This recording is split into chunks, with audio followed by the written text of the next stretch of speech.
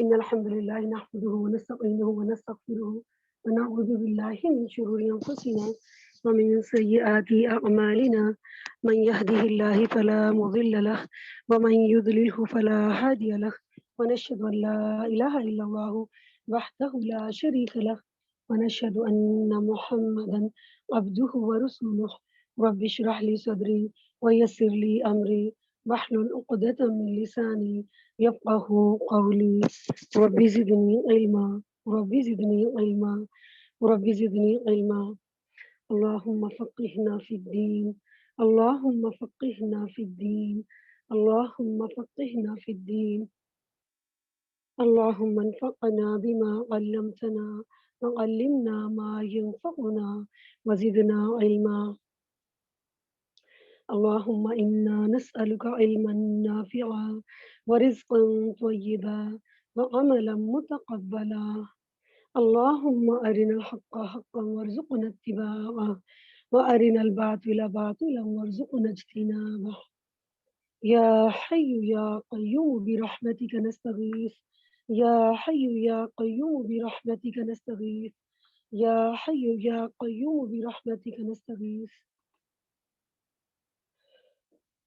يا مقلب القلوب ثبت قلوبنا على دينك يا مصرف القلوب صرف قلوبنا على طاعتك ربنا آتنا في الدنيا حسنة وفي الآخرة حسنة وقنا عذاب النار اعوذ باللہ من الشیطان الرجیم بسم اللہ الرحمن الرحیم عشرہ ذو الحج کی فضیلت کے بارے میں آج ہم بات کریں گے اور دوسرا ٹاپک جو ہمارا رہے گا وہ خطبہ حجۃ الوداع جو نبی صلی اللہ علیہ وسلم نے وہ خطبہ دیا تھا حج کا خطبہ آخری حج کے موقع پر اس کے خاص وہ پوائنٹس ہائی لائٹ پوائنٹس وہ باتیں جو نبی صلی اللہ علیہ وسلم نے اس وقت خاص طور پر امت کے لیے ایک وصیت کے طور پر فرمائی. تو ہم اپنی بات کا آغاز کریں گے سورہ التوبہ کی آیت نمبر 36 سے. تو آپ لوگ اگر ان آیات اور ان کے نمبروں کو نوٹ کر لیں، سورت اور آیت نمبر نوٹ کر لیں تو آپ کو خود بھی یہ پڑھنے اور سمجھنے میں آسانی رہے گی. بسم اللہ الرحمن الرحیم. ان عدت الشہور عند اللہ 12 شہرا فی کتاب اللہ یوم خلق السماوات والارض منها 4 حرم. بے شک اللہ کے نزدیک مہینوں کی تعداد 12 مہینے ہی ہے اللہ کی کتاب میں جس دن سے اس نے آسمانوں اور زمین کو پیدا کیا.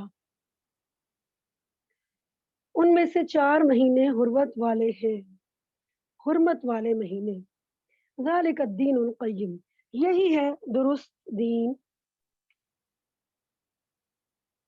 فلا تظلموا فیہن انفسکم، چنانچہ تم ان مہینوں میں اپنے آپ پر ظلم نہ کرو. وقاتلوا المشرکین کافہ کما یقاتلونکم کافہ، اور تمام مشرکین سے لڑائی کرو جیسے کہ وہ سب کے سب مل کر تم سے لڑتے ہیں. وَعَلَمُوا، اور جان رکھو، ان اللہ مع المتقین، اللہ تعالیٰ اہل تقوی کے ساتھ ہے، اللہ تعالیٰ متقین کے ساتھ ہے. اللہ تعالیٰ کی مدد اور حمایت متقی لوگوں کے ساتھ ہے.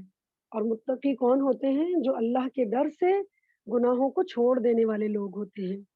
تو اس آیت سے ہمیں یہ پتہ چلا کہ اللہ تعالیٰ نے جب سے اس کائنات کو تخلیق فرمایا ہے اس وقت سے ہی اللہ تعالیٰ نے وقت کو سالوں میں اور ہر سال کو 12 مہینوں میں تقسیم کیا ہے، اور ان 12 مہینوں میں سے 4 مہینوں کو حرمت والا قرار دیا ہے.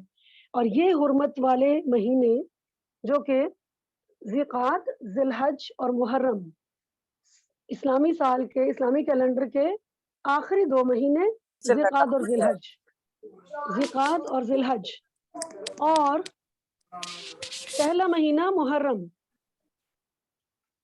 تو یہ 3 مہینے حرمت والے مہینے، اور چوتھا مہینہ ہے رجب.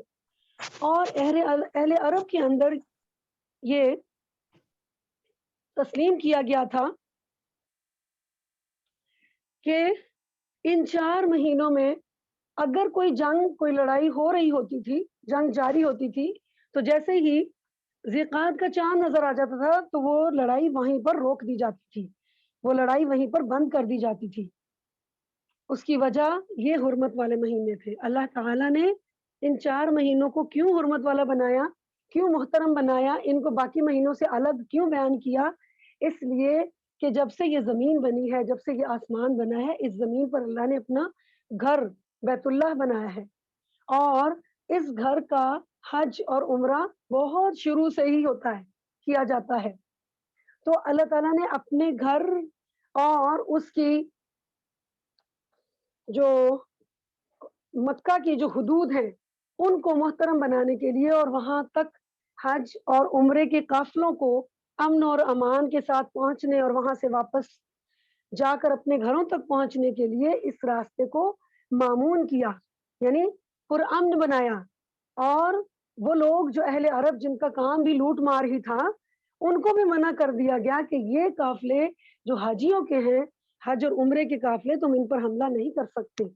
تو اللہ تعالیٰ نے اپنے گھر کی حرمت اس طرح سے قائم کی کہ حدود حرم میں کسی پر بھی حملہ کرنا جائز قرار نہیں دیا گیا.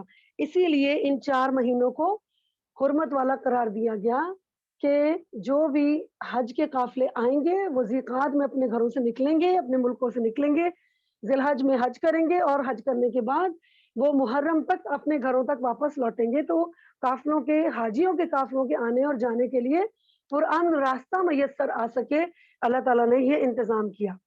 اور اس کے بعد رجب کے مہینے کو عمرے کے لیے مخصوص کیا گیا. تو یہ اہل عرب کا ایک رواج تھا, ایک طریقہ تھا, تو اللہ تعالیٰ نے اسی کو قائم رکھا ہے.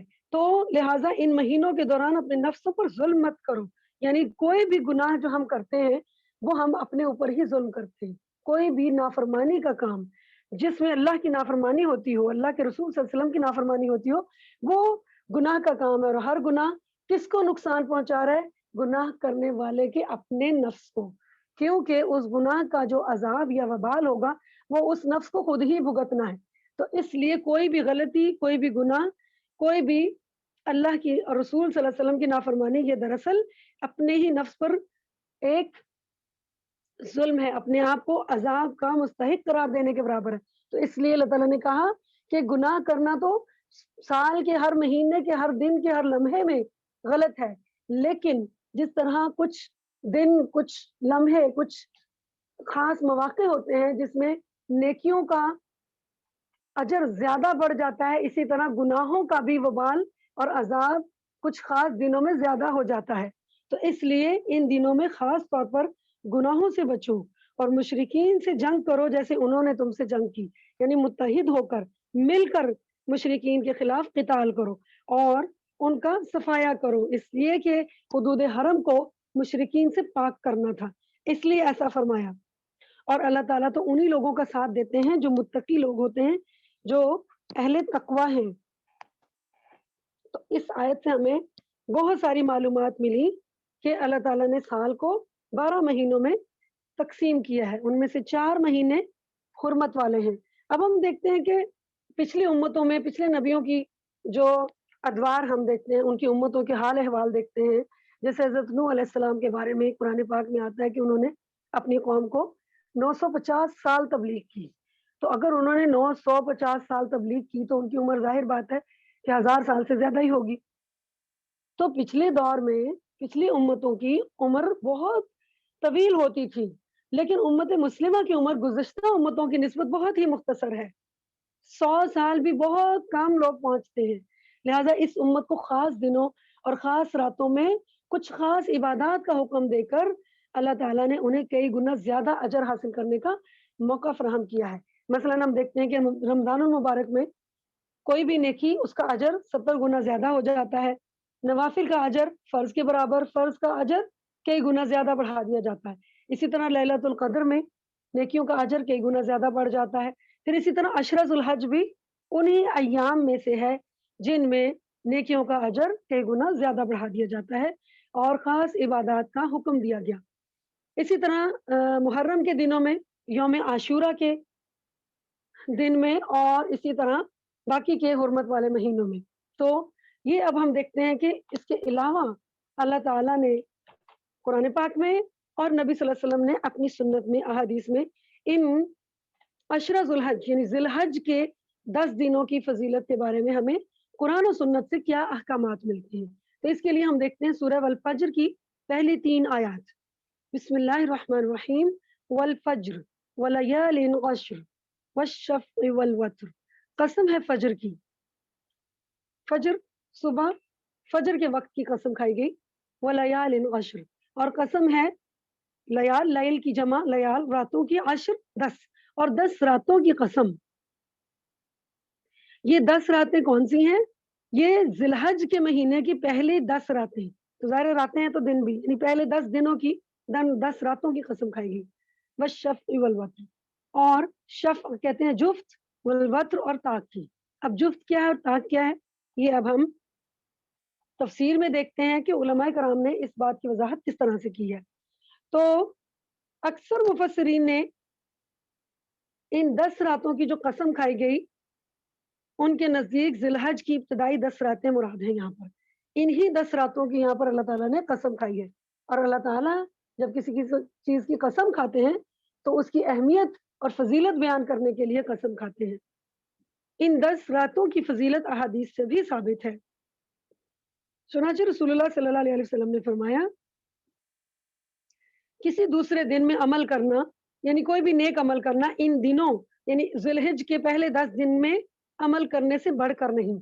यानी जो भी नेक अमल हम करेंगे इन 10 दिनों के दौरान, इनमें उन नेक अमाल का अजर बाकी पूरे साल में किए गए नेक अमाल की निस्बत बढ़ जाएँगे।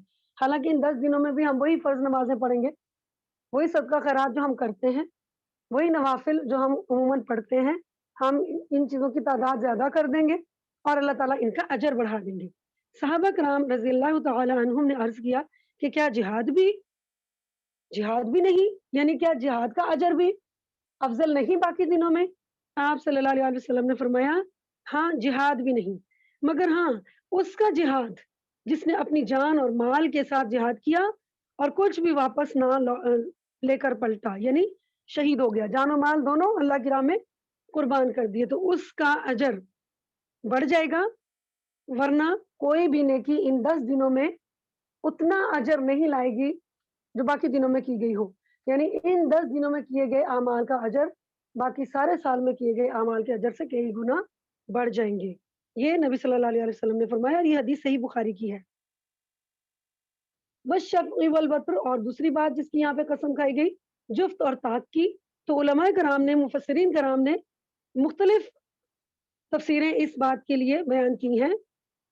कुछ मुफस्सिरीन ने कहा कि जुफ्त से मुराद ज़िलहज 10, यानी कुर्बानी का दिन है, जिसको यौमुन नहर भी कहते हैं, और ताक से मुराद 9 ज़िलहज यानी यौम अरफ़ा की तरफ इशारा है, क्योंकि 9 ताक अदद है। बाज़ मुफस्सिरीन की राय में जुफ्त अल्लाह ताला की तमाम मखलूक है, क्योंकि तमाम मखलूक़ात जोड़ों में पाई जाती हैं। जुफ्त जोड़े को कहते हैं और ताक वाहिद को कहते हैं, और ताक से मुराद अल्लाह की ज़ात है, तो ये भी मुमकिन है। इसी तरह बाज़ मुफस्सिरीन ने फ़र्ज़ नमाज़ों से इनका ताल्लुक ज़ाहिर किया और कहा कि नमाज़े मग़रिब वितर है और दीगर 4 नमाज़ें शफ़ा यानी जोड़ा है, क्योंकि नमाज़े मग़रिब में वितर 3 फ़र्ज़ पढ़े जाते हैं, तो इसलिए उसको वितर कहा गया। तो बहरहाल ये सारी ही राय अपनी-अपनी जगह पर दुरुस्त हो सकती हैं। तो अल्लाह ताला ने ये जो फरमाया कि 10 रातों की कसम, और नबी सल्लल्लाहु अलैहि वसल्लम ने इसकी वज़ाहत की कि तमाम नेक अमाल का अजर पूरे साल में किए गए अमाल की निस्बत बढ़ जाता है। तो अब हम देखते हैं कि नबी सल्लल्लाहु अलैहि वसल्लम और सहाबाए कराम इन 10 दिनों को और इन 10 रातों को किस तरह गुज़ारते थे? क्या ख़ास अमाल करते थे कि इन दिनों के अजर को ज़्यादा से ज़्यादा समेट सकें? तो सैयदना अब्दुल्ला इब्न उमर रज़ियल्लाहु ताला अन्हु से रिवायत है, रसूलुल्लाह सल्लल्लाहु अलैहि वसल्लम ने फरमाया, इन 10 दिनों से बढ़कर और सबसे ज़्यादा महबूब अल्लाह ताला को कोई और दिन नहीं है। लिहाज़ा तुम इन दिनों में कसरत से तस्बीह, तहमीद और तहलील किया करो। तस्बीह का मतलब सुभान अल्लाह पढ़ना, तहमीद का मतलब अल्हम्दुलिल्लाह पढ़ना, और तहलील का मतलब ला इलाहा इल्लल्लाह कहना है। इसी तरह सईद बिन जुबैर रज़ियल्लाहु ताला अन्हु फरमाते हैं कि अब्दुल्ला इब्न अब्बास रज़ियल्लाहु ताला अन्हु के मुताबिक रसूलुल्लाह सल्लल्लाहु अलैहि वसल्लम इन अय्याम अशरा में سخت ترین محنت سے عمل صالح فرمایا کرتے تھے، یعنی نیک اعمال کرنے میں مشقت کرتے تھے، بڑھا دیتے تھے نیک اعمال. جیسے نوافل عام دنوں میں اگر 10 نوافل پڑھتے تھے، ایک مثال دے رہی ہوں، تو ان دنوں میں نوافل کی تعداد بڑھا دیتے تھے. ہم یہ بھی کر سکتے ہیں کہ اگر ہم رکوع اور سجود کی جو تسبیحات ہم پڑھتے ہیں، وہ اگر ہم 5 دفعہ پڑھتے ہیں یا رکوع اور سجدے میں ہم 7 دفعہ پڑھتے ہیں، تو ہم ان کی تعداد بڑھا دیں، 9 دفعہ کر دیں، 11 دفعہ کر دیں، 15 دفعہ کر دیں، تو ان کی تعداد بڑھا دیں. رکوع اور سجود کو تھوڑا لمبا کر دیں. تو اس کی وجہ غالباً یہ کہ ان دنوں میں حج کا اجتماع منعقد ہوتا ہے، تو یہ کیونکہ ایام حج بھی ہیں. تو حج اسلام کے اراکین میں سے بنیادی اراکین میں سے ایک اہم رکن ہے، فرض عبادت ہے. تو ہر مسلمان مرد اور عورت جو حج کرنے کے لیے مالی اور جسمانی استطاعت رکھتے ہوں، ان کے لیے حج کرنا فرض ہے. تو ان دنوں میں کیے جانے والے مستحب اعمال کیا ہیں، یعنی کون کون سے کام کرنے چاہیے؟ کثرت سے نوافل کی ادائیگی، نمازوں کی فرض نمازوں کی مکمل پابندی کرنا، کثرت سجود سے قرب الہی کا حصول، یعنی ہم کیونکہ سجدے میں انسان اللہ کے سب سے زیادہ قریب ہوتا ہے، تو اس لیے سجدوں کی کثرت، مراد نفل نماز کی کثرت. اور نفل نماز میں آپ جانتے ہیں کہ فجر اور ظہر کے درمیان پڑھے جانے والے نوافل اگر وہ سورج نکلنے سے 15-20 منٹ کے بعد پڑھے جائیں تو وہ اشراق کے نوافل کہلاتے ہیں، اور اگر ظہر کی نماز سے تھوڑا سا پہلے پڑھے جائیں، آدھا گھنٹہ پہلے، تو ان کو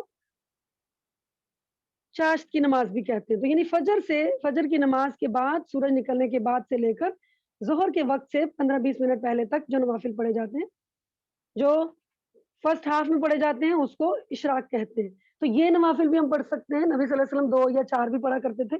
اسی طرح سے چاشت کے نوافل جو ہے وہ 12 تک کی تعداد بھی ملتی ہے، کم سے کم 2 اور زیادہ سے زیادہ 12.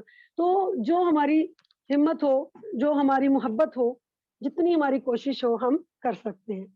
تو اسی طرح سے مغرب کے بعد بھی نوافل پڑھے جا سکتے ہیں، ظہر کے بعد بھی پڑھ سکتے ہیں. تو عصر کے بعد سورج غروب ہونے تک نوافل نہیں پڑھے جا سکتے.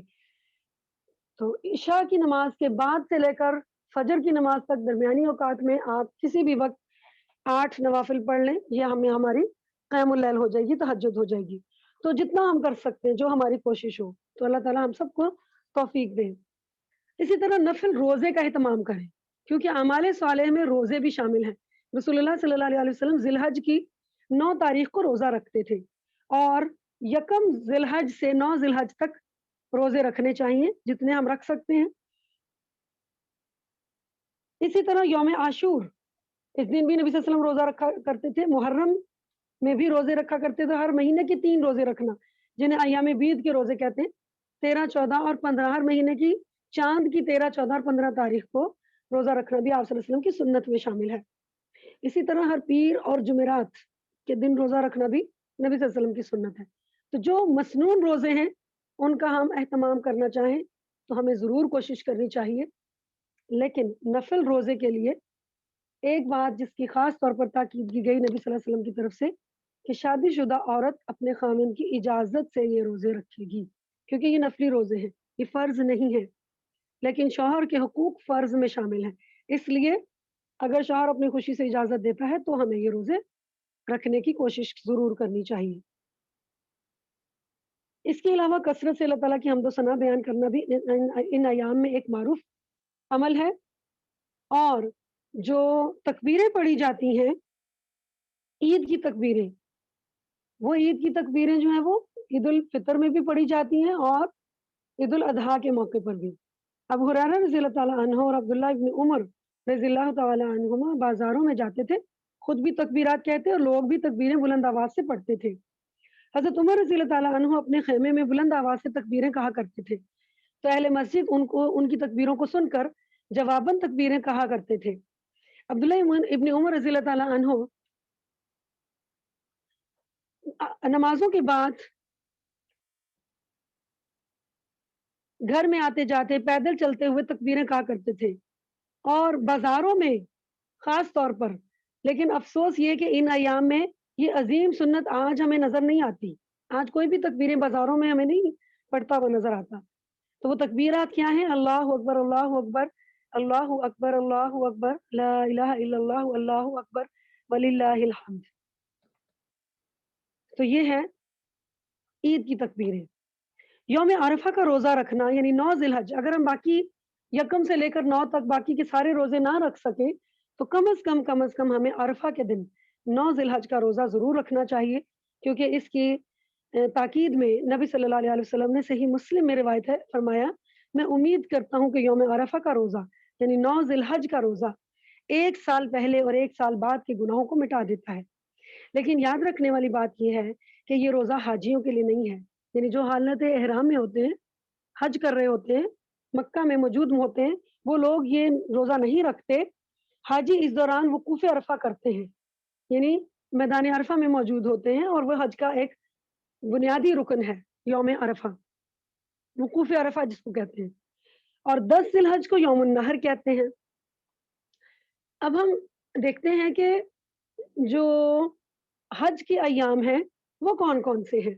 हज के अय्याम जबकि हाजी हज का एहराम पहनते हैं, तो वो 8 ज़िलहज को हज का एहराम बाँध लेते हैं, 8 ज़िलहज को यौम तरविया बोलते हैं और फजर के बाद हुज्जाज कराम जहाँ पर एहराम बाँधा जाता है, वहाँ उस मस्जिद में जाते हैं, वहाँ पर एहराम पहना जाता है और हज की नियत की जाती है। एहराम का मतलब हज की नियत करना है और वो लिबास ज़ेब तन करना है, जो कि हाजी के लिए मनासिक हज में से है। मर्दों के लिए 2 अनसीली चादरें पहनना और औरतों का अपना जो भी लिबास है, वही उनका एहराम होगा और उसके ऊपर से उन्होंने अपना हिजाब और जल्बाब पहन लेना है। और 8 ज़िलहज को ये एहराम बाँधने के बाद और नियत करने के बाद फिर तलबिया पढ़ते हुए हुज्जाज कराम मिना की तरफ रवाना होते हैं।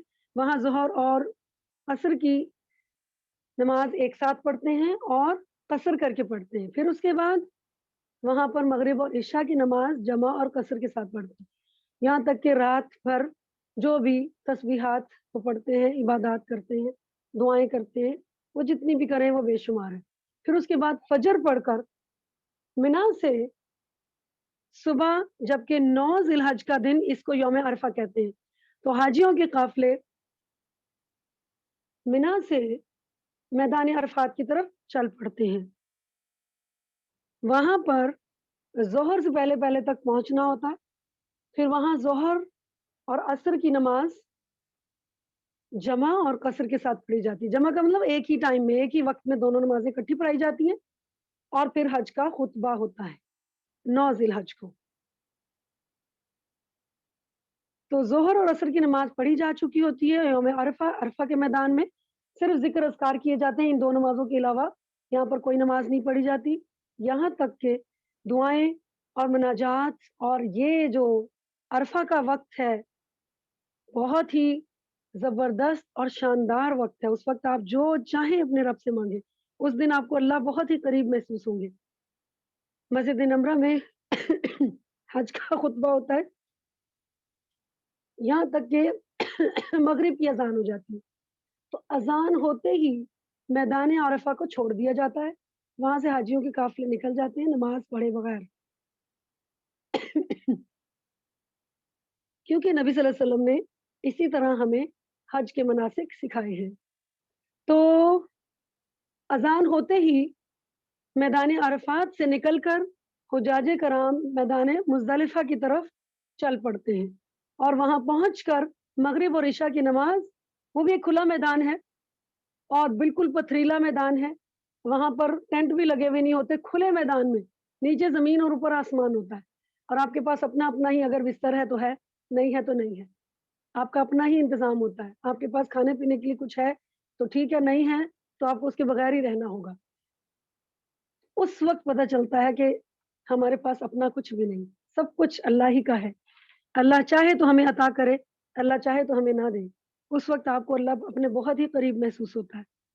तो उसके बाद ये रात जो 9 और 10 के दरमियान की रात है, ये रात मुज़दलिफ़ा के मैदान में वहाँ से फिर कंकरियाँ भी चुनी जाती हैं اور پھر اگلا دن نبی صلی اللہ علیہ وسلم نے میدان مزدلفہ میں عشاء کی نماز کے بعد رات کو آرام کیا تھا. رات کو سونا آرام کرنا اس دن سنت ہے، اس لیے اس رات کو سونا سنت ہے، اس لیے کہ اگلا دن جو 10 ذی الحج کا ہے، 10 ذی الحج کا دن جس کو یوم النحر کہتے ہیں، جس دن باقی دنیا میں لوگ قربانی کر رہے ہوتے ہیں اور وہ عید الاضحیٰ کا دن ہے. اس دن میں باقی سب جو غیر حاجی ہیں وہ تو اپنے اپنے گھروں میں جو لوگ افورڈ کر سکتے ہیں، جو جن کو توفیق ملتی ہے وہ قربانی کرتے ہیں. اب یہ 10 ذی الحج کا دن جو ہے ان حجاج کرام کے لیے بہت ہی زیادہ پرمشقت ہوتا ہے، اس لیے کہ میدان مزدلفہ میں صبح فجر کی نماز پڑھتے ہی ان کو نکلنا ہے اور یہ منا کی طرف روانہ ہوتے ہیں. منا وہی جگہ ہے جہاں پر حاجی 8 ذی الحج کو موجود تھے، جہاں پر خیمے لگے ہوتے ہیں. منا میں جو قربان گاہ بنائی گئی ہے وہاں پر حاجی اپنا جانور قربان کرتے ہیں اور اس کے بعد اپنے بالوں کا بال کٹواتے ہیں، حلق اور تقصیر جس کو بولتے ہیں، تو بال کٹواتے ہیں حجاج کرام. اور اس کے بعد پھر شیطان کو کنکریاں ماری جاتی ہیں. تو ظہر کے وقت شیطان کو کنکریاں ماری جاتی ہیں. اس کے بعد پھر حاجی مکہ میں آ جاتے ہیں خانہ کعبہ کا طواف کرنے کے لیے.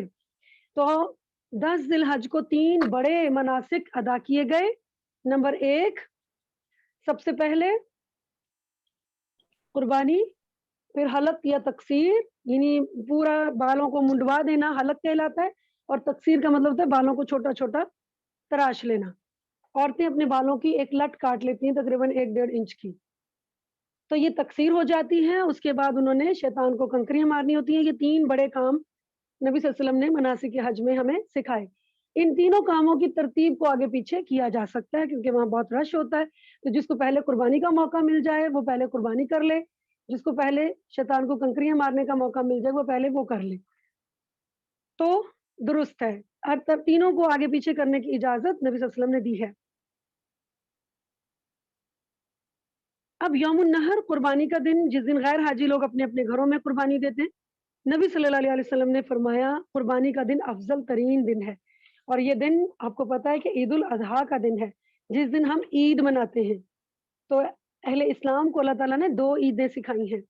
ایک ہے عید الفطر جو کہ رمضان کے روزے مکمل کرنے کی خوشی میں اللہ تعالیٰ نے ایک خوشی کا دن، ایک تہوار کا دن ہمیں عطا کیا. اس دن بھی تکبیریں پڑھی جاتی ہیں اور خوب کھایا پیا جاتا ہے اور پارٹیز کی جاتی ہیں اور ملنا جلنا خاندان والوں کو، رشتہ داروں کو، دوستوں کو، سب کے ساتھ میل جول، وہ چھٹی کا دن منایا جاتا ہے اور ایک تہوار کہ سب مختلف چیزیں بنائیں، کھائیں، پکائیں، سب مل جل کر رہیں، ایک دوسرے کی پارٹیز کریں، ایک دوسرے کے گھر جائیں، روٹھے ہوئے رشتہ داروں کو منائیں، روٹھے ہوئے دوستوں کو منائیں، کیونکہ آج خوشی کا دن ہے، آج کوئی ایک دوسرے سے ناراض نہ رہے. لیکن عید الاضحیٰ کا دن، اس دن امت 2 حصوں میں تقسیم ہوتی ہے. امت کے کچھ افراد حج کر رہے ہوتے ہیں اور باقی لوگ اپنے اپنے گھروں میں قربانی کرتے ہیں. اس عید پر خود کو یاد رکھنا ہے، خود اپنے آپ کو اور اپنی ذات کو، کہ ہم کس حد تک اللہ تعالیٰ کے قریب ہیں، یعنی اللہ کی قربت کو محسوس کریں. اللہ تو ہر وقت ہمارے ساتھ ہے، وہ تو ہمیں کبھی بھی نہیں چھوڑتا، لیکن ہم غافل ہو جاتے ہیں. اور اس کے لیے ہمارے پاس جو مثال ہے وہ ابراہیم علیہ السلام کی قربانی سے ہے. ان کی قربانی سے ہم سبق سیکھیں کہ اللہ تعالیٰ نے ان سے بیٹے کی قربانی مانگی تو انہوں نے وہ بھی دے دی.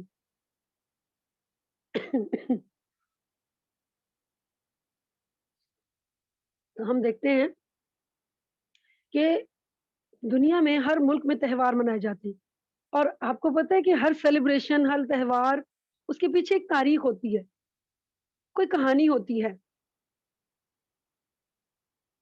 عید الاضحیٰ کے دن کی قربانی کے پیچھے ایک بہت بڑی کہانی ہے، اور وہ کہانی ہے ایک انسان کی قربانی کی. وہ انسان جو عظیم انسان جن کا نام ابراہیم علیہ السلام تھا، ان کو اللہ تعالیٰ نے اپنا نبی بنایا، اپنا پیغمبر بنایا. ان کی قربانی صرف یہی نہیں تھی کہ انہوں نے اپنے بیٹے اسماعیل کی گردن پر چھری چلا دی تھی. یہ قربانی تو بہت بعد میں لی گئی. اس سے پہلے ابراہیم علیہ السلام سے ہر چیز کی قربانی مانگی گئی. عراق میں پیدا ہوئے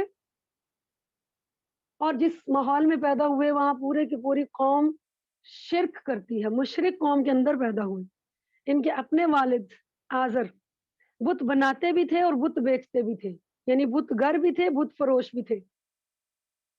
अपने घर के अंदर बुतों की पूजा करने का पूरा एक इंतज़ाम था और अपने बादशाह के महल में एक बहुत बड़े वज़ारत के ओहदे पर भी फ़ाइज़ थे और इनकी ड्यूटी जो थी, इनकी वज़ारत में जो इनकी ड्यूटी थी ना, वो उस आग को सुलगाना और जलाए रखना इनकी ड्यूटी थी। ये आतिश परस्त भी थे ना ये लोग सितारा परस्त भी थे। तो हर तरह का शिर्क ये लोग करते थे। तो इब्राहीम अलैहिस्सलाम शिर्क के सबसे बड़े वहाँ पर एक मोहरे थे, एक नुमाइंदे थे। इनके घर में इब्राहीम जैसी औलाद पैदा हो गई, जिन्होंने शिर्क के खिलाफ एक जिहाद का आगाज़ कर दिया। अब इतने अज़ीम शख्सियत एक मुशरिक के घर, एक मुशरिक ख़ानदान में, एक मुशरिक मुल्क में पैदा हो गई। अब वो अपनी तौहीद को कैसे बचाएँ? तो हम सब जानते हैं ये तारीख़ कि उन्होंने किस तरह बुत परस्तों के बुतकदे में घुसकर सारे बुतों को तोड़ दिया और सबसे बड़े बुत को बाकी रखा और कुल्हाड़ा उसकी कंधे पर रखकर जब लोगों ने पूछा, जब लोग वापस पलटे, अपने किसी वो त्योहार में ही वो मसरूफ़ थे, सब लोग कहीं गए हुए थे किसी मेले वग़ैरह में, तो उनकी गैर मौजूदगी में इब्राहीम अलैहिस्सलाम ने ये सब काम किया। तो जब लोगों ने पूछा, तो उन्होंने कहा कि ये बड़ा बुत सलामत है, इससे पूछो, क्या हुआ था यहाँ पर? वो सब कुछ बताएगा ना, वो तो देखता है ना, वो तो बोलेगा क्योंकि वो तो बोलता है। फिर पूछो इससे कि इन सारे छोटे के छोटे बुतों के साथ क्या हुआ? तो ये जो बड़ा बुत था इसने अपने साथियों को बचाया क्यों नहीं? तुम तो समझते हो कि ये बहुत ताकत रखता है। तो उन्होंने तौहीद की दलील के तौर पर और शिर्क के रद्द के तौर पर ये काम किया था। अब लोगों को समझ तो आ गई कि ये जो बुत हैं सारे के सारे टूटे-फूटे पड़े हैं, अगर इनके अंदर कोई ताकत होती तो अपना बचाव, अपना दिफ़ा तो कम से कम करते। अच्छा चलो अगर अपना दिफ़ा नहीं कर सकते थे, तो ये जो बड़ा बुत है ये कम से कम उनको बचा बचा लेता, ये तो सबसे बड़ा था। इसकी ताकत तो सबसे बड़ी थी। हम तो इनको बहुत ताकतवर समझते हैं, लेकिन ये तो कितने बेबसी से खड़ा है। और उन्होंने कहा इब्राहीम अलैहिस्सलाम से कि तुम जानते तो हो कि ये कुछ नहीं बोलते। तो यानी कि बस हो गए, लाजवाब हो गए, लेकिन फिर भी अपनी गलती मानने पर तैयार नहीं हुए। फिर क्या किया, अपने बादशाह नमरूद से शिकायत कर दी। इनके खिलाफ मुकदमा कायम हो गया और बादशाह की अदालत से इनको सज़ाए मौत दी गई और इनको कहा गया कि इनको आग में फेंक दिया जाए, ज़िंदा जला दिया जाए और एक बहुत बड़ा आग का अलाव तैयार किया गया और इसमें इनको फेंक दिया गया। जब अल्लाह ताला की तरफ से इन पर ये आज़माइश आई तो इन्होंने कुछ भी नहीं कहा, कोई भी शिकवा, कोई शिकायत नहीं की। हस्बुनल्लाह व निअमल वकील, निअमल मौला व निअमन नसीर पढ़ते हुए आग में कूद गए। अल्लाह का हुक्म आग के लिए आ गया। अल्लाह ताला ने आग को पैदा किया, वो जो चाहे हुक्म दे। क्या फरमाया आग को, या नारो, ऐ आग, कूनी बरदम व सलामन अला इब्राहीम, ठंडी हो जा, मगर इतनी ठंडी नहीं कि वो ठंड से मर जाए। व सलामन, और सलामती वाली हो जा इब्राहीम के लिए। ये मेरा खलील है, इसके लिए आज ठंडी हो जा, सलामती वाली बन जा। ना आग की तपिश और हिद्दत इसको जलाए, ना इतनी ठंडी हो जा कि ये जम के मर जाए। पुरसुकून, पुरअमन बन जा। तो अल्लाह ताला ने इब्राहीम अलैहिस्सलाम की ज़िंदगी की हिफाज़त की। क्योंकि अभी हज़रत इब्राहीम अलैहिस्सलाम की ज़ात से अल्लाह ने बहुत सारे काम लेने थे, बहुत सारे काम। अभी तो जान की कुर्बानी माँगी थी ना, तो बेख़तर कूद पड़ा आतिशे नमरूद में इश्क, ये अल्लामा इकबाल ने कहा। कितनी ज़बरदस्त बात की। बेख़तर कूद पड़ा आतिशे नमरूद में इश्क। ये इश्क था ना, इसलिए सोचा समझा नहीं, बस अल्लाह का नाम लिया और कूद गए कि अगर इसमें मेरी मौत लिखी है तो वो आ ही जाएगी। अगर नहीं लिखी तो अल्लाह बचाएगा। और उनका ईमान इतना मज़बूत था कि अल्लाह ने बचाया। तो ये थी उनकी कुर्बानी। फिर जब बच गए, एक मौजज़ा कौम ने अपनी आँखों से देखा तो उनको जिला-वतन कर दिया गया। और ये सज़ाए मौत और जिला-वतनी की सज़ा में इनका अपना बाप शामिल था। मुल्क को छोड़ दिया, वतन को छोड़ दिया, माँ बाप को छोड़ दिया, खानदान को छोड़ दिया, हर चीज की कुर्बानी ले ली गई। यह कुर्बानियों का सिलसिला जो शुरू हुआ, वालदैन छूट गए, तो फिर अल्लाह ताला ने हिजरत का हुक्म दे दिया। अपने भतीजे को जो लूत अलैहिस्सलाम उस वक़्त हज़रत इब्राहीम अलैहिस्सलाम के साथ थे, वो अभी छोटे बच्चे थे, बहुत बड़े नहीं थे, टीनेजर थे और अपनी बीवी हज़रत सारा को लेकर ये 3 अफ़राद का एक काफ़िला इराक से निकला और शाम और फ़लस्तीन की तरफ हिजरत कर गया। हज़रत सारा की औलाद नहीं थी, तो हज़रत इब्राहीम अलैहिस्सलाम ने दूसरी शादी कर ली। दूसरी बीवी हज़रत हाजरा से अल्लाह ने उनको बेटा अता किया। जब औलाद मिल गई तो अल्लाह ताला ने हुक्म दिया कि इनको मक्का के सहरा में छोड़ आओ। हुक्म की तामील करते हुए बीवी और बेटे को छोड़ आए। वहाँ पर फिर क्या हुआ? वहाँ पर फिर ये हज के सारे मनासिक की बुनियाद रखी गई, कुर्बानी माँगी गई। वो बीवी जिसने बेटे जैसी नेमत अल्लाह के हुक्म से इब्राहीम अलैहिस्सलाम की गोद में डाली। उस बीवी को छोड़ाओ, उस शीरख़ोर बच्चे को छोड़ाओ। छोड़कर जब जाने लगे मक्का के सहरा में, जहाँ ना कोई पानी है, ना कोई कुआँ है, ना कोई खाने-पीने की चीज़, ना कोई साया है, ना कोई बंदा बशर है। तो हज़रत हाजरा ने पूछा, "हमें क्यों छोड़कर जा रहे हो?"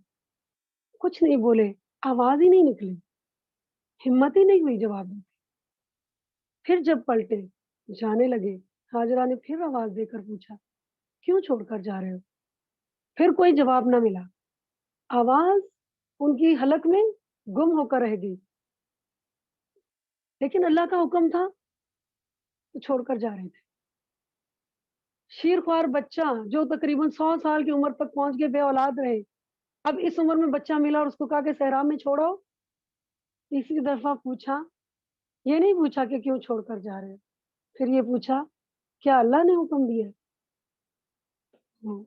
इब्राहीम अलैहिस्सलाम की मुँह से फिर भी आवाज़ नहीं निकली और कहा जाता कि बस सिर्फ़ हाँ में सर हिला दिया कि हाँ।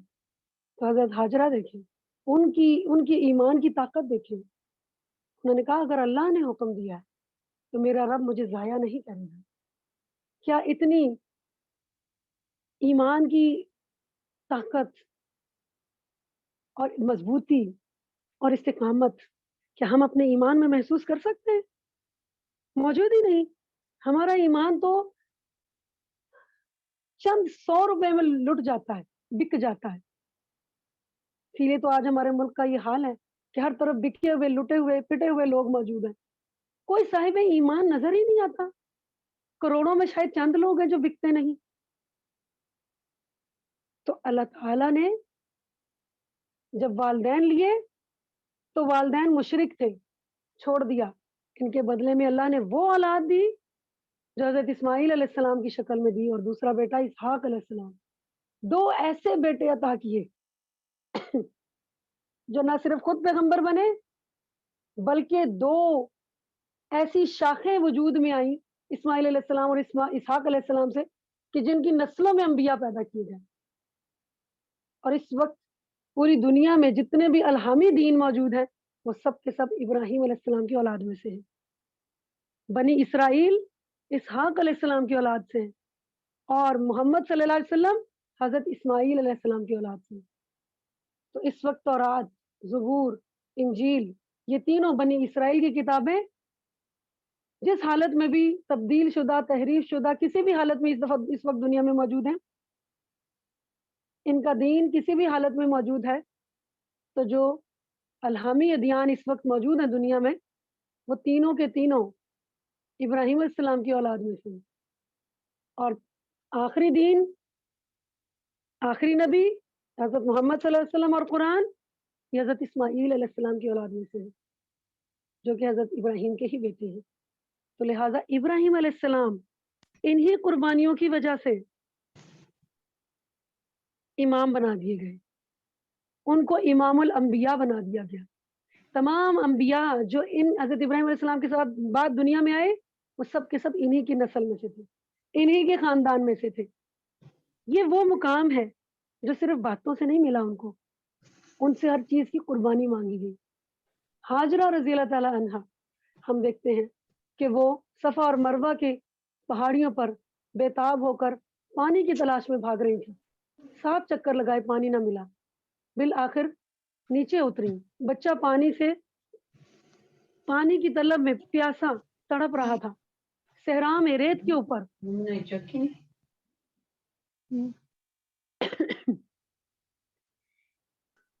तो बिल आखिर फिर बच्चे के पास आई कि देखूं शायद इर्द गिर्द कोई काफिला हो। फिर कभी सफा पहाड़ी पर चढ़ती थी, कभी मरवा पहाड़ी पर के ऊपर चढ़ के देखूं शायद कोई आने जाने वाला काफिला आ रहा हो, जा रहा हो, तो किसी से पानी मिल जाए, कोई बंदा बशर मिल जाए, कोई हमारी मदद कर दे। कुछ ना हुआ। 7 चक्कर पूरे हो गए, आके बच्चे के पास बैठ गई और फिर रब से दुआएं करने लगी कि या अल्लाह, मेरे बच्चे की जिंदगी और मेरी जिंदगी भी खतरे में है, तेरा ही आसरा है। उसी अल्लाह पर भरोसा करते हुए खामोश होकर बैठ गई। अब मैं क्या कर सकती हूँ? मैं कुछ नहीं कर सकती। इंतहाई बेबसी के आलम में आप देखें कि अल्लाह ताला ने ज़मज़म का चश्मा जारी कर दिया। इतनी बड़ी नेमत, इतनी बड़ी खुशखबरी अता कर दी। वो चश्मा, पानी उबलने लगा। इर्द-गिर्द की रेत को जमा करके उन्होंने एक मुंडेर सी बना दी कि ये पानी कहीं इर्द-गिर्द फैल के ज़ाया ना हो जाए। उनको क्या पता था कि ये चश्मा तो क़यामत तक जारी रहने के लिए निकला है। चश्मे को देखते हुए कोई पास से गुज़रने वाला काफ़िला उनके पास आ रुका और उनसे इजाज़त ली कि अगर आप इजाज़त दें तो इस चश्मे से हम पानी ले लें, तो हज़रत हाजरा ने इजाज़त दे दी। पानी इतनी तेज़ी के साथ निकल रहा था कि उनको ख़दशा हुआ कि ये पानी कहीं दूर-दूर तक ना चला जाए अपनी तेज़ी की वज़ह से। तो उन्होंने, कुछ समझ नहीं आ रहा था, तो उन्होंने ज़मज़म के चश्मे को बोला ज़म, ज़म। उनकी ज़ुबान में ज़म का मतलब था ठहर जा, रुक जा, स्टॉप। तो कहा जाता है कि अगर वो उस वक़्त ज़म, ज़म नहीं कहती तो ये चश्मा पूरी दुनिया तक जाता। यानी इसका पानी इतनी तेज़ी के साथ आगे बढ़ता कि इस ज़मीन पर बहुत ज़्यादा दूर तक ये चश्मे का पानी पहुँचता। लेकिन उन्होंने इसको ज़म-ज़म कहा, अल्लाह ताला ने उसको वहीं पर ठहरा दिया। इतनी बड़ी नेमत मिल गई, सहरा में चश्मे का निकलना, इसका मतलब ये कि हमारी ज़िंदगी की ज़मानत मिल गई। जब पानी मिल जाता है, तो ज़िंदगी बच जाती है। वो काफ़िले वाले वहाँ रुके। उन्होंने कहा अगर आप इजाज़त दें, तो हम यहाँ पर ठहर जाएँ। उन्होंने इजाज़त दे दी। हत्ता कि इसी काफ़िले में इतना मीठा और इतना ज़बरदस्त पानी देखकर ये काफ़िले वाले अपने पीछे जो और काफ़िले थे इनके इनके ख़ानदान के, कहा जाता है उनका नाम बनु जुरहम था, चलें जो भी था, तो उन्होंने बाकी लोगों को भी यहीं पर बुला लिया और इन्होंने यहीं पर क़याम किया। तो ये पहला काफ़िला था, ये पहला कबीला था बनु जुरहम जो वहाँ पर जाकर आबाद हुआ और इन्हीं में फिर हज़रत इस्माइल अलैहिस्सलाम की परवरिश हुई और यहीं पर ये बड़े हुए, यहीं पर ये जवान हुए और फिर इसी कबीले के अंदर इनकी शादी हुई और फिर इनकी पूरी ज़िंदगी यहीं पर गुज़री। तो हम देखते हैं कि इब्राहीम अलैहिस्सलाम की कुर्बानी यहाँ पर ख़त्म नहीं हुई। इस्माईल अलैहिस्सलाम जब दौड़ने की उम्र को हुए, यानी 5-6 साल के बच्चे हुए, तो अल्लाह ताला की तरफ से ख्वाब देखा कि मैं अपने बच्चे को छुरी के साथ ज़िबा कर रहा हूँ। फिर वहाँ दोबारा मक्का चले गए और उनको बोला अपने बेटे को कि मैंने इस तरह का ख्वाब देखा है। तो बेटे ने कहा कि जो आपको हुक्म मिला है आप कर गुज़रिए। तो ये बेटा भी किसका था? ये उसी हाजरा का था ना, जिन्होंने कहा था कि अगर ये अल्लाह का हुक्म है, इस सहरा में हमें छोड़ जाएँ, तो फिर अल्लाह हमें ज़ाया नहीं करेगा। तो हम देखते हैं कि अल्लाह ने उनको ज़ाया नहीं किया, बल्कि अल्लाह ताला ने उस जगह को आबाद करने के लिए एक बुनियाद फराहम की थी। तो अल्लाह के हुक्म से इब्राहीम अलैहिस्सलाम ने अपने बेटे की गर्दन पर छुरी रख दी।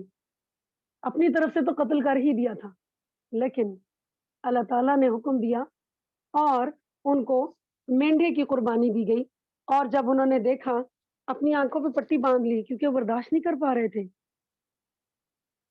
कैसे बर्दाश्त कर सकता है कोई इंसान अपने बच्चे को मरता हुआ, वो भी अपने हाथों से? तो अल्लाह ताला के हुक्म से उन्होंने ये कुर्बानी अपनी तरफ से तो कर दी थी। जब उन्होंने अपनी आँखों से पट्टी खोली तो देखा कि बच्चा पास खड़ा है, लेकिन वो छुरी बच्चे की गर्दन पर नहीं चली, बल्कि एक मेंढे की, एक दुम्बे की कुर्बानी हुई। अल्लाह ताला ने उनको फ़िदये में ये दुम्बा दे दिया। आज उसी कुर्बानी की याद में तमाम अहले इस्लाम पूरी दुनिया में कुर्बानी करते हैं। एक लम्हे के लिए सोचें, अगर अल्लाह ताला ने उनसे उनके बेटे की ही कुर्बानी माँगी होती, तो आज हर बाप अपने बेटे को कुर्बान कर रहा होता। कैसे करते हम?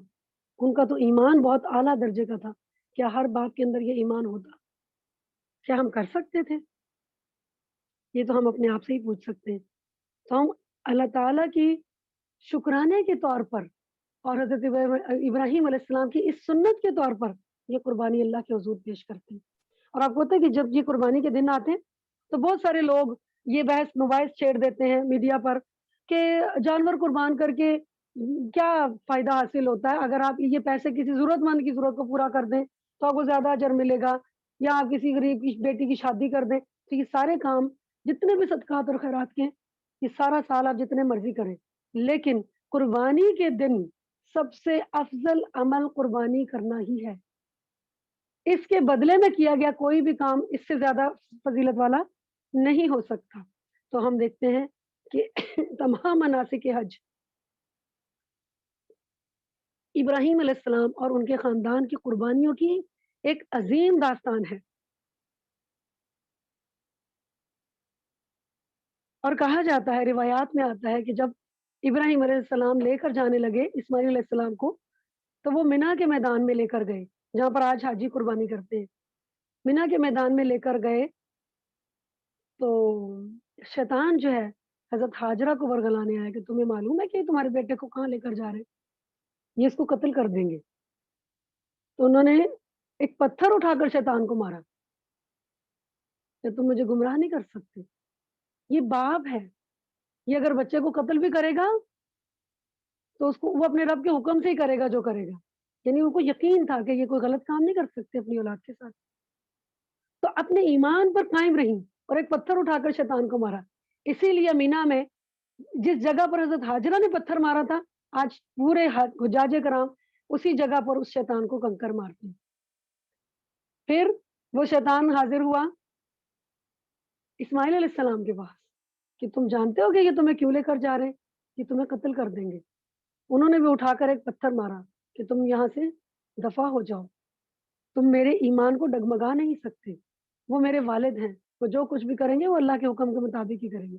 ये थे उन लोगों के ईमान कि जान की भी परवाह नहीं है। तो ये है वो कुर्बानियों की दास्तान। अल्लाह ताला ने भी फरमाया वत्तबि मिल्लत इब्राहीम वमा कान मिनल मुशरिकीन और पैरवी कर मिल्लत इब्राहीम की वमा कान मिनल मुशरिकीन वो मुशरिकों में से तो नहीं थे, वो मुशरिकों में से नहीं थे। तो आप देखें कि मिल्लत इब्राहीम क्या है? जो शिर्क से पाक है। लेकिन यहूद, नसारा ये सब के सब मुशरिक हो गए और हम मुसलमान भी बहुत हद तक शिरकिया काम करते हैं। तो कहा जाता है कि हिंदुइज़्म में भी जो ये ब्राह्मण बुत है ना, ये इब्राहीम अलैहिस्सलाम की शख्सियत पर ही बुत बनाया गया था। इस बात में किस हद तक सच्चाई है ये तो हम नहीं जानते, लेकिन तारीख का मुताला किया जाए, तो इसके ऊपर तहकीक ज़रूर की जा सकती है। तो अब हम कुछ बातें देखते हैं नबी सल्लल्लाहु अलैहि वसल्लम की उस खुतबा हज के मौके पर नबी सल्लल्लाहु अलैहि वसल्लम ने जो इंसानी हुकूक बयान किए, उनका एक जायज़ा ले लेते हैं। हर इंसान के बुनियादी हुकूक ये हैं कि उनकी हर इंसान की ज़िंदगी का तहफ़्फ़ुज़ दिया गया, उसके माल असबाब को तहफ़्फ़ुज़ दिया गया, यानी इस्लामी शरीयत का एक निचोड़ इस खुतबे में पेश किया गया। हर इंसान की इज़्ज़त और नामूस का तहफ़्फ़ुज़ दिया गया, जान और माल का और हर इंसान की खिलवत यानी प्राइवेसी का हक दिया गया, जिसमें किसी को मुदाखलत करने की इजाज़त नहीं, यानी हर इंसान उसकी अपनी ज़ाती ज़िंदगी में वो आज़ाद है, वो जिससे मिलना चाहे वो मिले, जिससे ना मिलना चाहे वो ना मिले। उसकी ज़िंदगी, जान, माल और इज़्ज़त इसको हराम करार दे दिया गया, यानी कोई भी नहीं ले सकता और तमाम इंसानों के हुकूक में वालिदैन के हुकूक, औलाद के हुकूक मुकर्रर कर दिए गए और हम देखते हैं कि वालिदैन के हुकूक बताते हुए फरमाया जन्नत माँ के कदमों के नीचे है और वालिदैन की रज़ा जन्नत और नाराज़गी दोज़ख है। यानी वालिदैन अगर आपसे राज़ी हैं, तो आप जन्नत में जाएँगे और अगर वालिदैन आपसे नाराज़ हैं, तो आप जहन्नम में जाएँगे। वालिदैन ही आपकी जन्नत है, वालिदैन ही आपकी जहन्नम है। इसी तरह औलाद के हुकूक बयान करते हुए फरमाया اپنی اولاد کو فقر و فاقہ کی وجہ سے قتل نہ کرو، ہم تم دونوں کو رزق دیتے ہیں، تمہیں بھی اور ان کو بھی، اور ان کو مار ڈالنا بہت بڑے گناہ کا کام ہے۔ تو کوئی باپ اپنے بچے کو اس سے بہتر کوئی عطیہ نہیں دے سکتا، کوئی تحفہ نہیں دے سکتا کہ وہ اسے اچھی تعلیم دے، یعنی اچھی تربیت کرے۔ پھر عورتوں کے حقوق بیان کرتے ہوئے نبی صلی اللہ علیہ وسلم نے فرمایا تم میں سے بہتر وہ شخص ہے جو اپنی بیوی کے ساتھ اچھا سلوک کرے۔ اور آپ دیکھیں کہ یہ کس معاشرے میں یہ احکامات دیے جا رہے ہیں، اور یہ خطبہ ہو رہا ہے حجۃ الوداع، آخری حج کے موقع پر، جو کہ 10 ہجری کو ہوا، اور 11 ہجری، آپ کو پتہ ہے کہ 10 ہجری ذی الحج میں، یہ 9 ذی الحج کو یہ خطبہ ہوا ہے، 9 تاریخ کو۔ ایک خطبہ نبی صلی اللہ علیہ وسلم نے 9 تاریخ کو دیا تھا، اور ایک 10 ذی الحج کو بھی دیا تھا، یعنی یوم عرفہ بھی یہ خطبہ دیا تھا اور یوم النحر بھی یہ خطبہ دیا تھا۔ تو یہ تمام احکامات جو دیے نبی صلی اللہ علیہ وسلم نے اس موقع پر، یہ تمام اسلامی تعلیمات جو قرآن و سنت میں پچھلے 23 سال 22 سال میں نازل ہو چکے تھے، یہ ان کا ایک خلاصہ تھا۔ اور ہم دیکھتے ہیں کہ 10 ذی الحج کے بعد نبی صلی اللہ علیہ وسلم ذی الحج کے مہینے میں ہی واپس مکہ سے پھر مدینہ چلے گئے تھے حج کی ادائیگی کے بعد چلے گئے تھے، اور اس کے بعد ذی الحج کے بعد پھر محرم، پھر سفر، اور پھر ربیع الاول۔ تو ربیع الاول کے مہینے پہ بھی نبی صلی اللہ علیہ وسلم کا انتقال ہو جاتا ہے۔ تو یہ تقریباً نبی صلی اللہ علیہ وسلم کی وفات سے تقریباً 3 مہینے پہلے کا یہ خطبہ ہے، اور یہ ان کے وہ احکامات ہیں جو امت کے لیے ایک وصیت کی صورت رکھتے ہیں۔ پھر یہ اس عرب معاشرے میں یہ احکامات دیے جا رہے ہیں جہاں پر عورتوں کو جانوروں کے برابر بھی حقوق حاصل نہیں تھے، لیکن آپ صلی اللہ علیہ وسلم نے فرمایا خواتین کے معاملے میں اللہ سے ڈرتے رہو اور ان سے نیک سلوک کرو۔ ہمسایوں کے حقوق کی بار بار تاکید فرمائی۔ آپ صلی اللہ علیہ وسلم نے فرمایا مجھے جبرائیل علیہ السلام بار بار پڑوسی کے ساتھ حسن سلوک کی تاکید کرتے رہے، یہاں تک کہ مجھے خیال پیدا ہونے لگا شاید اللہ تعالیٰ ہمسائے کو وراثت میں بھی شریک کر دیں گے۔ اب دیکھیں ہمسائے کے اس حق کی روشنی میں جہاں ہمیں ہمارے اوپر بہت سی ذمہ داریاں سونپی گئی، وہاں ہمیں بہت سے حقوق بھی تو ملے نا، کیونکہ ہم میں سے ہر فرد کسی نہ کسی کا ہمسایہ ہے۔ تو جب ہم سب ایک دوسرے کے حقوق دینے والے ہوں گے تو ایک صالح معاشرہ وجود میں آئے گا۔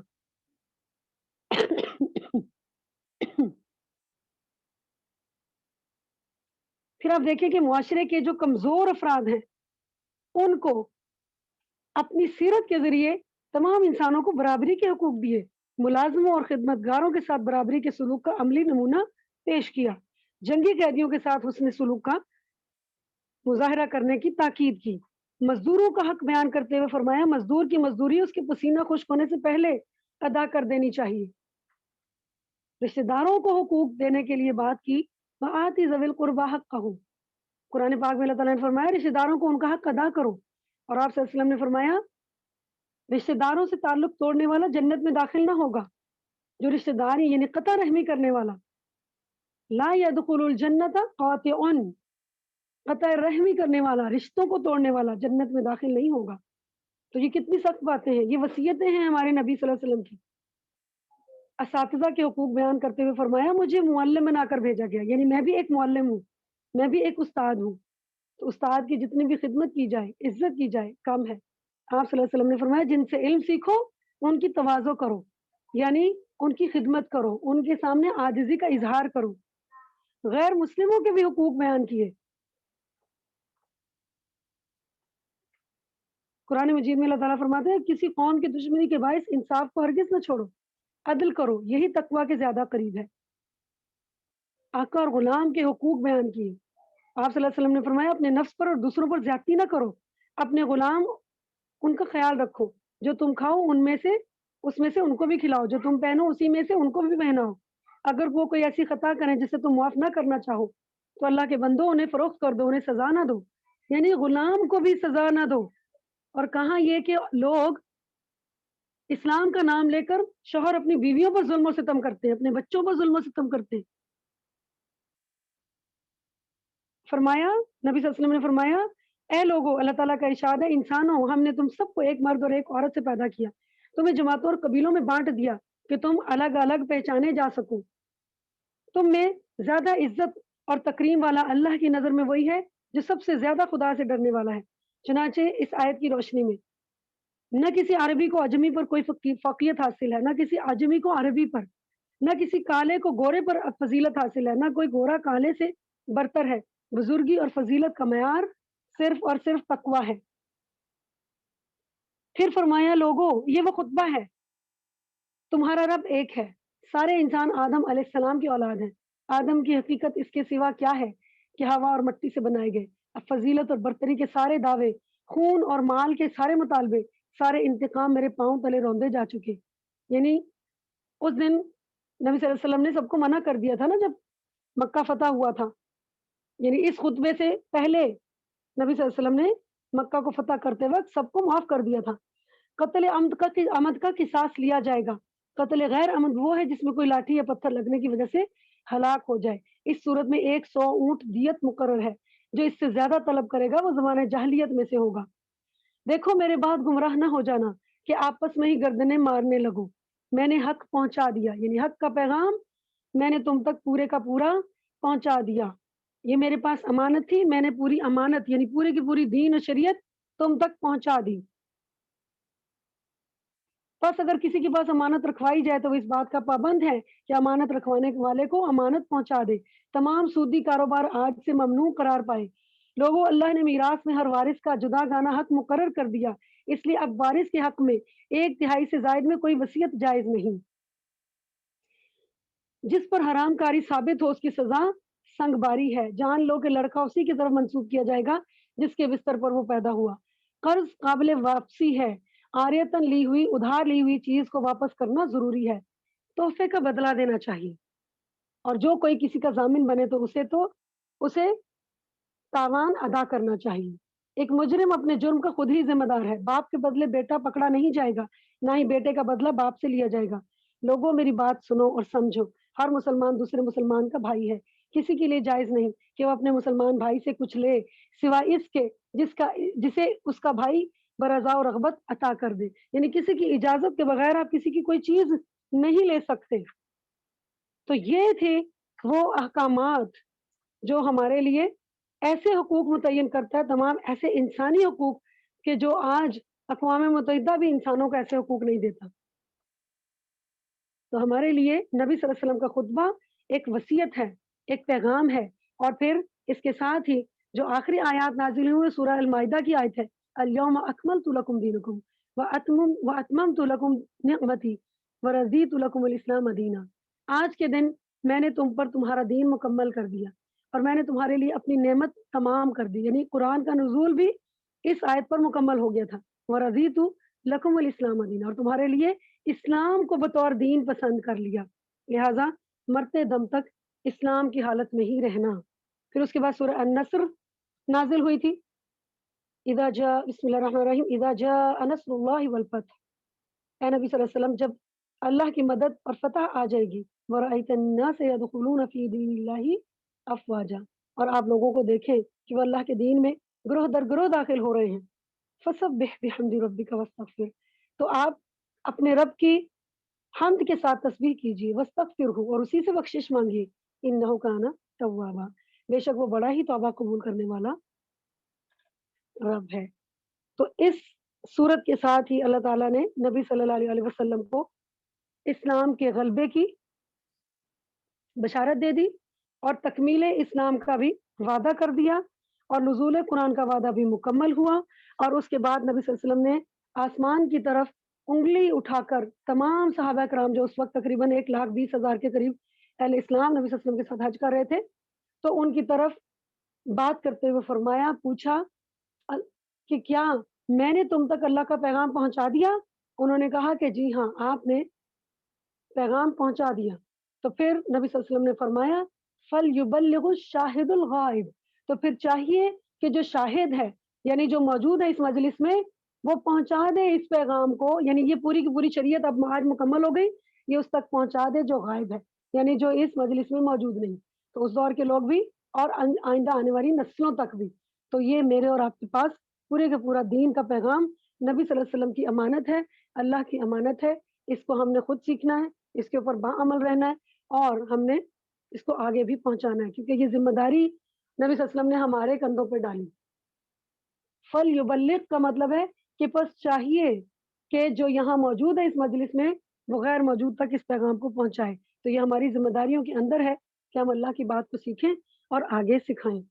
وآخر دعوانا ان الحمد للہ رب العالمین سبحان ربک رب العزت عما یصفون وسلام علی المرسلین والحمد للہ رب العالمین ربنا آتنا في الدنيا حسنة وفي الآخرة حسنة وقنا عذاب النار ربنا ظلمنا أنفسنا وإن لم تغفر لنا وترحمنا لنكونن من الخاسرين ربنا تقبل منا إنك أنت السميع العليم وتب علينا إنك أنت التواب الرحيم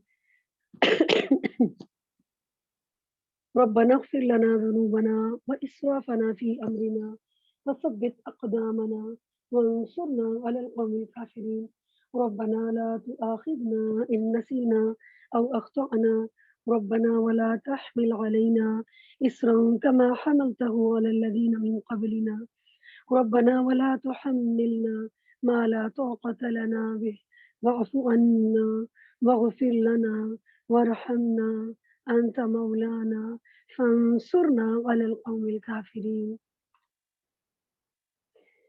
يا فاطر السماوات والأرض أنت ولينا في الدنيا والآخرة توفنا مسلما وألحقنا بالصالحين ربنا فاغفر لنا ذنوبنا وكفر عنا سيئاتنا وتوفنا مع الأبرار ربنا وآتنا ما وعدتنا على رسلك ولا تخزنا يوم القيامة إنك لا تخلف الميعاد ربنا اغفر لنا ولإخواننا الذين سبقونا بالإيمان ولا تجعل في قلوبنا غلا للذين آمنوا ربنا إنك رؤوف رحيم ربنا هب لنا من أزواجنا وذرياتنا قرة أعين واجعلنا للمتقين إماما ربنا أتمم لنا نورنا واغفر لنا إنك على كل شيء قدير ربنا تقبل منا إنك أنت السميع العليم وتب علينا إنك أنت التواب الرحيم سبحانك اللهم وبحمدك نشهد أن لا إله إلا أنت نستغفرك ونتوب إليك السلام عليكم ورحمة الله وبركاته